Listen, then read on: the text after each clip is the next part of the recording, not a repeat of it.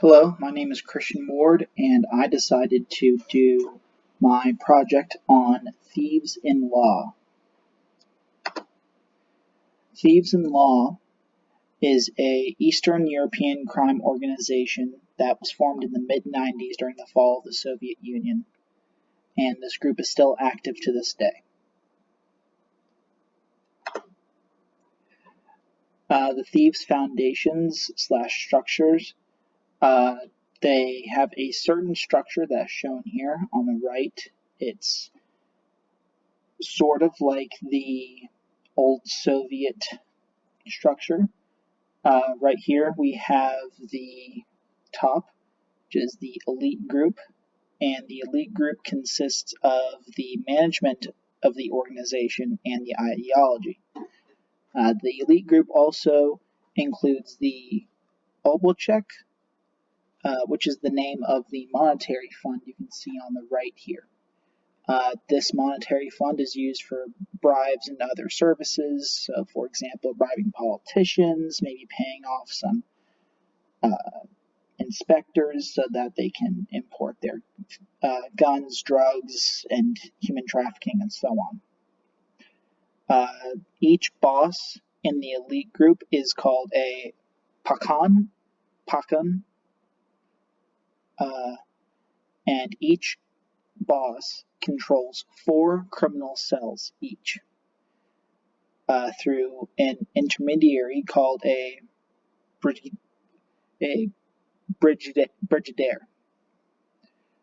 So what the boss would do is they would insert 2 spies into each cell to make sure that they stay loyal to the thieves in law, and also to make sure that that specific cell does not get too powerful. And at the very bottom of this structure here is the working unit. They're separate criminal cells that specialize in various types of criminal activity or functions, for example, such as drug trafficking, legal gambling, human trafficking, and also the enforcers. These people would basically just enforce these cells' works as well. And below that would be the support group, above that would be the support group. And then underneath that would be the working unit, which would be the burglars, the thieves, the prostitutes, and the street gangs, what we would think of the unit. And the thieves in law follow the traditional code of conduct called the Vori v. Sakon, or the Thieves' Code. And the Thieves' Code of Conduct is the thieves in law, they live and obey these codes. The members in the syndicate are bound by 18 codes, and if one of these codes are broken, this can be punishable by death or mutilation. The 18 codes include forsaking your mother, father, brother, sister. This basically means you should never leave your family, where you should stay and help them in times of need. The second one is they can never have a family of their own, but they can have a girlfriend. And number 3, it's never, under any circumstances, work. No matter how much difficulty this brings, live only on means gleaned by thievery. This basically means once you're in the syndicate, you cannot get a normal job. You are dedicated to the syndicate, and you cannot go and try and leave and try and have a normal life. Number 4, help other thieves by moral or material support. Utilize the commune of thieves. So, for example, either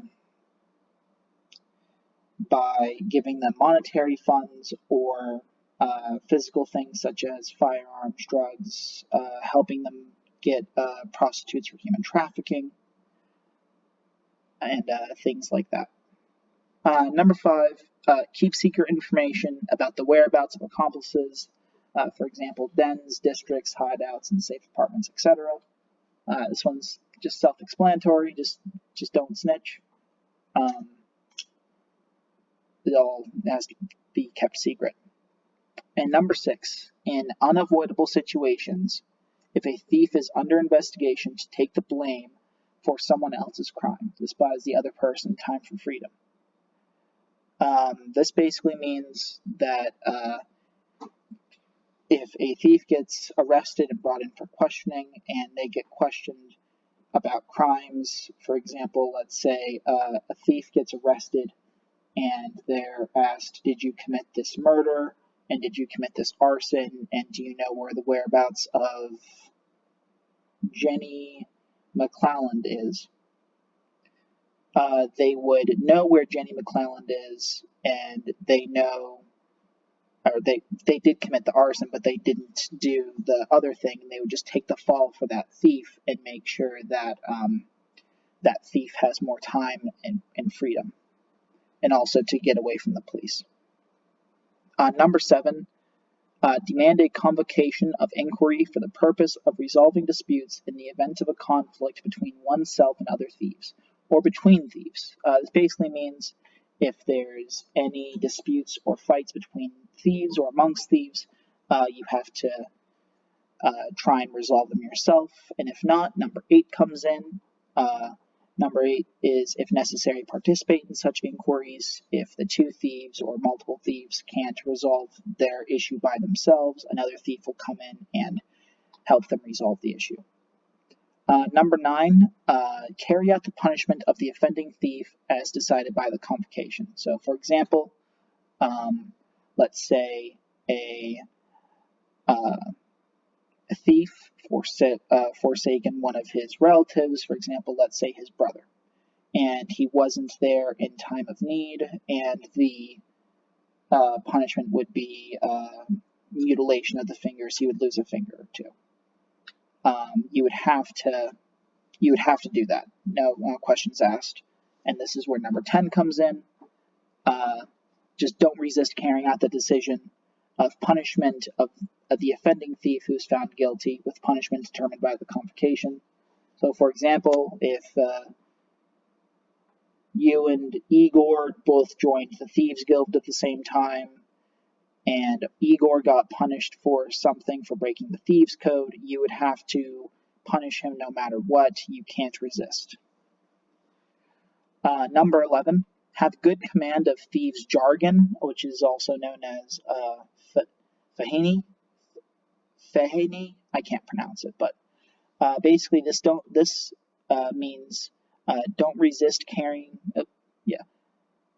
That's number 11. Have a good command of the thieves' Fahini, which means not to gamble without being able to cover your losses. So, for example, if you bet $100 on a horse race and you don't actually have that $100, don't do that. Instead, bet like $50, which you actually do have. Basically, just don't go into gambling debts. That also coincides with number 12, not gamble without being able to cover the losses. And number 13, teach the trade to young beginners. This essentially means that if a new thief joins the guild and they don't really know what they're doing, more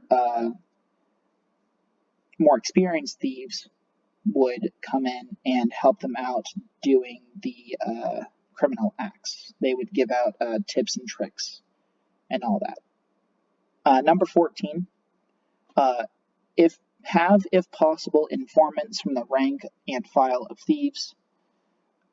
This just is to make sure that you keep track of the informants from the files of thieves.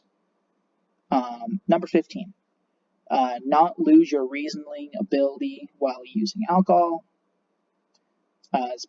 Basically means just keep control of yourself while being drunk. Number 16, having to do nothing with the authorities particularly with the ITU, the Correctional Labor Authority, and don't participate in any public activities, nor join any community organizations. This basically just means don't go out and join a local community group or go to like any parties or whatnot. You're dedicated to being a thief. The the community that you have is the thief community. Number 17, don't take any weapons from the hands of authorities, and also don't serve in the military. Once again, this one's also pretty self-explanatory. If there's a police officer, don't try and take his gun, and don't serve in the military. And last but not least, number 18, make good on promises given to other thieves. For example, if you said you were going to help out another thief with a hit, and you don't help him with the hit, then that would also be punishable. Now you're probably wondering, how does someone become a thief-in-law? So most members of thieves actually start out with some time in prison and an honorable life in confinement. And that does not mean be the model prisoner. That actually means be the worst type of prisoner you can be. Make sure that you also make friends with the other thieves and also make powerful friends as well. And after getting powerful friends, an aspiring member of the thief-in-law would become a Stremasayesa. I'm sorry, my pronunciation is horrible, but basically that's what they would become. And after the candidate had gained the trust of the thieves in prison, they would then conduct an interview and look at the candidate's quote-unquote resume. The resume, basically the worst resume that you have in terms of more crimes that you committed, like if you did burglary, armed robbery, and drug possession or drug trafficking, you would be more likely to become a thief versus someone who just did armed robbery or burglary. And if the resume is good enough, the respected members of the thieves, by the respected members of the thieves in the prison, they would become quote-unquote one of them. And after this, they would also have a ceremony, either in the prison or once they get out of prison, to officially join the thieves. Now you're probably wondering, what crime does this group commit?